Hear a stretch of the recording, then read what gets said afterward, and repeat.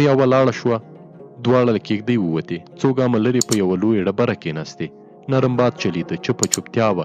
یوازې کله کله به په غاښونو د هډوکو د ماتېدو کړه ساه پورته شوه او ډېر لرې به یو شغال ناره کړه.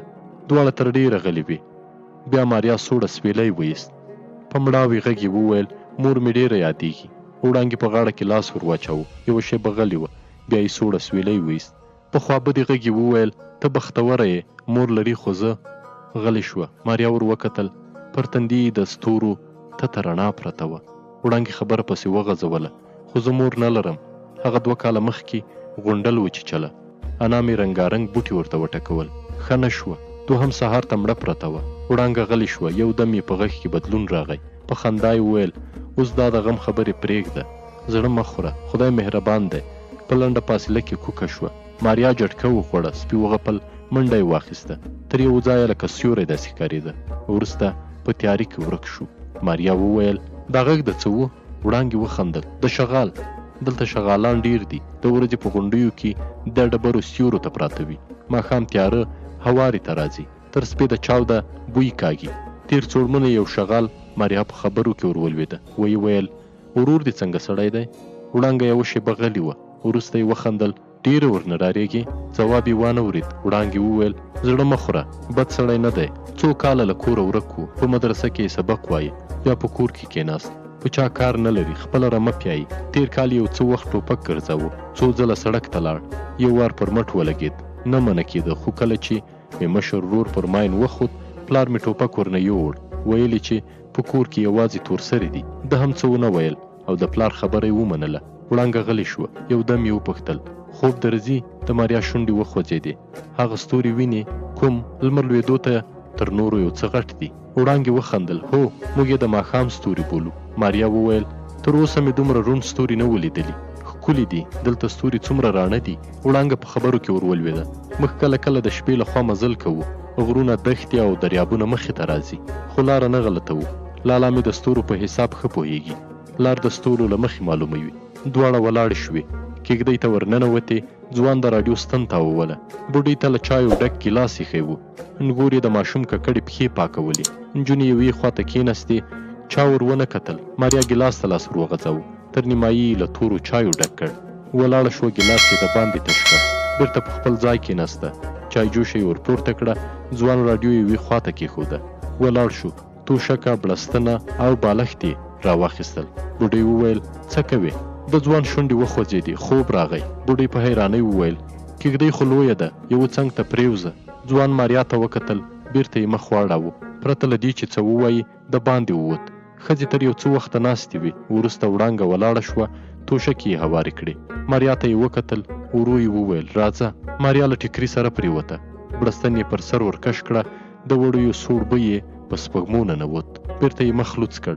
پورته کېږدۍ ته یې وکتل. د یوه زاړه غلبیل تر څنګ د غوښو څو بڅري راځړېدل. وروسته وړانګې لمپې ته ور پوف کړل. تپه تیاره شوه. چرچرک نارې وهلې. اسمان برګ و. 2 نجونې په یوه پراخه دره کې روانې وې. تر مخې یې یوې خړې خرې په ډبرو کې چټک ګامونه اخیستل. د خرې په شا د اوبو تش ژی پروت و. دوی ښه شیبه مزل وکړ. بیا د یوې چینې په غاړه ودرېدې. اوبه له یوې تیږې راوتلې. د نري لښتي دواړو غاړو ته شنه واښه ولاړ وو. وړانګې د خرې له شا ژی کته کړ. ماریا ته یې مخ ور واړاوه. هغه 2 ګامه لرې ولاړه وه. ورو ورو غږېدله. وړانګې په خندا وویل ولې له ځانه سره ګډه یې؟ د ماریا شونډې ورپېدې. څه؟ ما ولیدې خپل ګرېوان ته دې خوله نیولې وه. تا خبرې کولې. ماریا یوه شېبه غلې وه. بیا یو دم وخندل. ما دعا ویله. وړانګه له خندا شنه شوه. خدای که دې په یوه خبره پوه شوي یم. انګریزي وه. وړانګې هماغسې په خندا وویل په انګریزي دعا ویل کېږي؟ ماریا غلې وه. وړانګې وویل موږ په اوبو پسې څومره لرې راځو ها؟ ماریا سړه ساه واخیسته. د لښتي پر ژۍ کېناسته. تر رڼو اوبو لاندې زیړه توشکه پرته وه. د شګې پر سر د ګوتې په اندازه کوچنیو خړو ماهیانو لکۍ وهلې. وروسته یې اوبو ته لاس ور وغځاوه.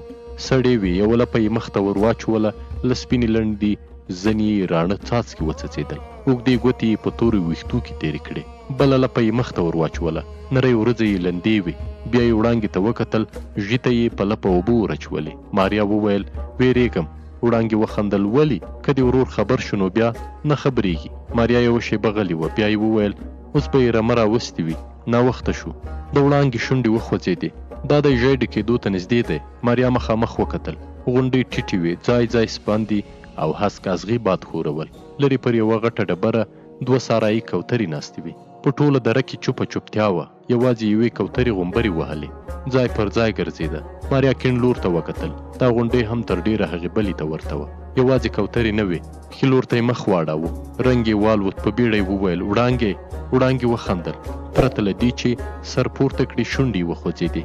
دا دی ډک شو. ماریا چغه کړه ورور دی. وړانګې په بیړه سر پورته کړل. شېرګل منډې ور وهلې. ولاړه شوه. د ماریا مخې ته ودرېده.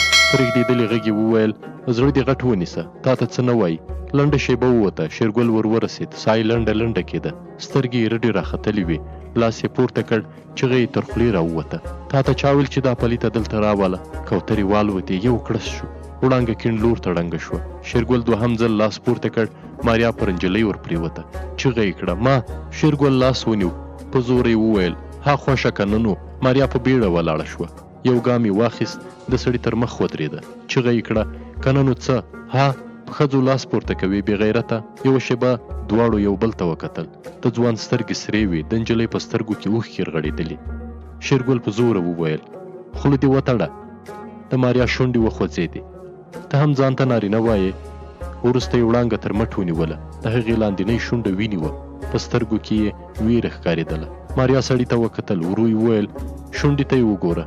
ډېر زورور یې. داسې نه ده. د شېرګل سر وځړېد. ماریا چغه کړه تا ولیدل. زه نه یم تښتېدلی. شېرګل غلی و. ماریا د وړانګې لاس ونیو. ورو یې وویل راځه. وړانګې په اوبو کې پراته ژۍ ته وکتل. ماریا تر لاس کش کړه. دواړه روانې شوې.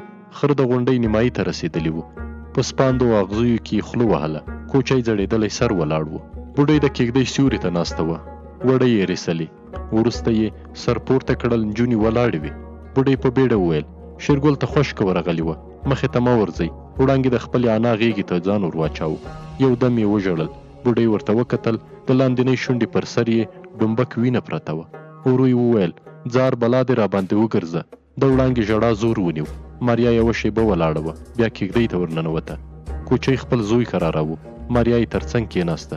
ماشوم ته یې وکتل. تک ژېړ و. نری پښې یې درلودې. د ملا هډوکی یې راوتلی و. ماریا وویل څه شی ورکوې. د ښځې شونډې وخوځېدې. د وزې شیدې. ولې خپلې کمې دي. مړولی یې نه شم.